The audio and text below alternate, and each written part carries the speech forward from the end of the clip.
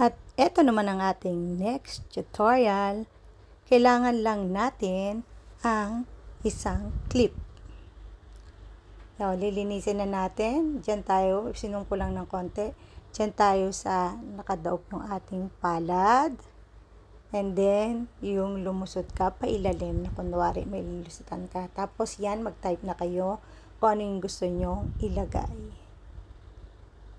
It's up to you. Pili lang kayo ng font, syempre sa libre, at yung color. Match yung color sa suot nyo ha, kasi kung white, so, ano nyo, dark color para kita. Ngayon, itatapat nyo siya, yung pinaka-wide, ganun lang kalapat, at save natin. Pagka-save, alisin yung fonts, and then, import natin yung sinave natin. Tapos, i-overlay natin yung bakante. Overlay natin. And then, pagka-overlay natin na yan, i-mask natin ngayon. Mask. Mirror ang ating mask dyan. So, adjust nyo yung magkadaog na palad yan. A-adjust nyo yan.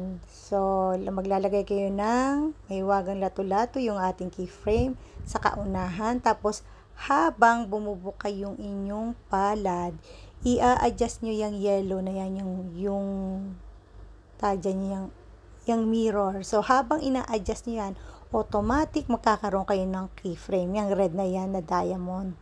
Automatic magkakaroon yan kasi naglagay na kayo ng kaunahan. So, habang ina-adjust nyo yan, isinusunod nyo sa palad, magkakaroon kayo ng keyframe.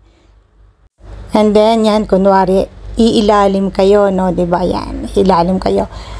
Ngayon, naka-cover yung inyong, nasa likod yung inyong fonts. Ano nyo yan, ika-cut out nyo dyan sa umilalim kayo. Tapos, pupunta kayo ulit sa mask. Aalisin nyo ngayon yung mask nya, yung window mask. Magiging normal. And then, remove background natin yan para yung fonts ay mapunta sa likod nyo pag tumawid kayo.